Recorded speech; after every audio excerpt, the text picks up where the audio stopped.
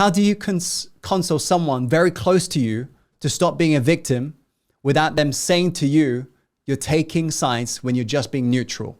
Is it because being neutral would seem like taking a side? Great question. I want to imagine if there's an elderly gentleman on a train screaming and shouting at a baby saying, you got to grow up right now. Why aren't you my age? Why aren't you this mature?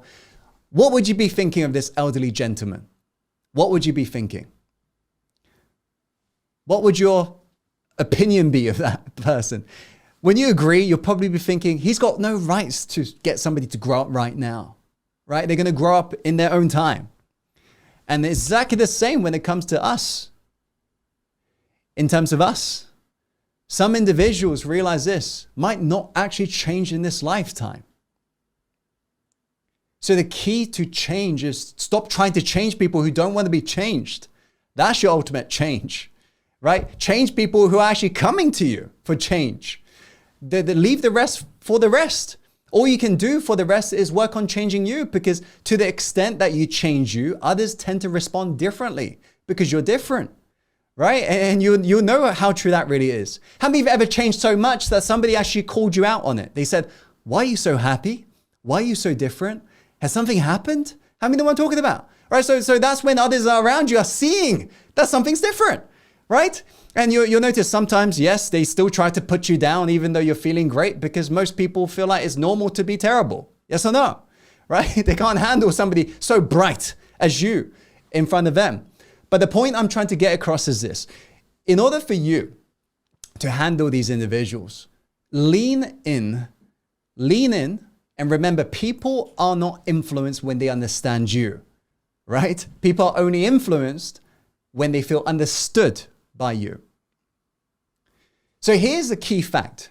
Replace certainty with curiosity.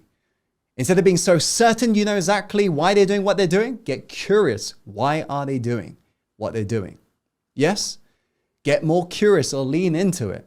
Because how many of you agree? We respond way better to warmth than we do hostility. If somebody's making us feel hostile because they are sharing their belief to us, and that can trigger hostility, we're going to get guarded. And here's a fact. You can never change someone when they're in a survival state. Don't believe me? Think about the last time you failed to change someone. They were in a survival state, arguing back with you. Yes? So it was too late in that moment. Too late in that moment. Anytime you've been successful with change is because you displayed warmth. They didn't feel endangered in front of you, right? They were able to listen to you and hear you out. So here's what we got to remember. For a typical person, the best indication of future behavior is past behavior. If you want to know how somebody's going to behave in front of you for perhaps the rest of your life, just observe who they've been in the past. Okay? That's because most people are not open to change. This is a hard reality for us to even confront because we're so inspired and so inspiring. We want to change people, but most people do not want to change. Yes or no?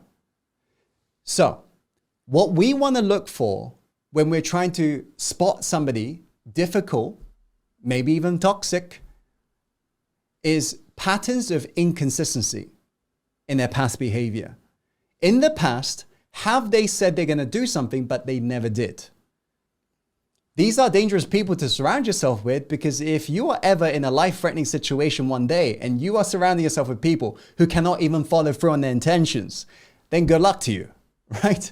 Now, the second thing you want to just be observant of is be careful of people who talk and gossip about other people to you.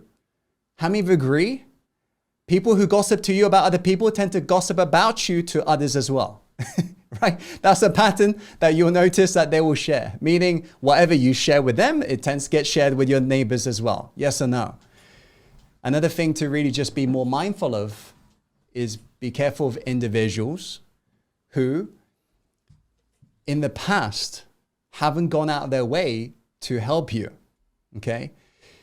And these are sometimes warning signs in terms of some difficult people you're dealing with. And the best thing you can do in that moment is definitely not preach, because they are not going to listen. The best thing you can do is be somebody who's changed. Be who you want to be. And because your actual responses change, sometimes they will change. But regardless of whether or not they do, remember this, some people have to die for them to realize they haven't lived. It's not the most popular opinion for you to hear today, but realize it's just the way it is. Some people need to get to the end of their life to realize they haven't gone for it in this lifetime. It's a hard, bitter tasting medicine. So if you are one of the rare few who've actually woken up before the end, then take that as a great blessing for you to now put some of that energy back onto you in changing some of you. Yes, regardless of who's difficult in front of you.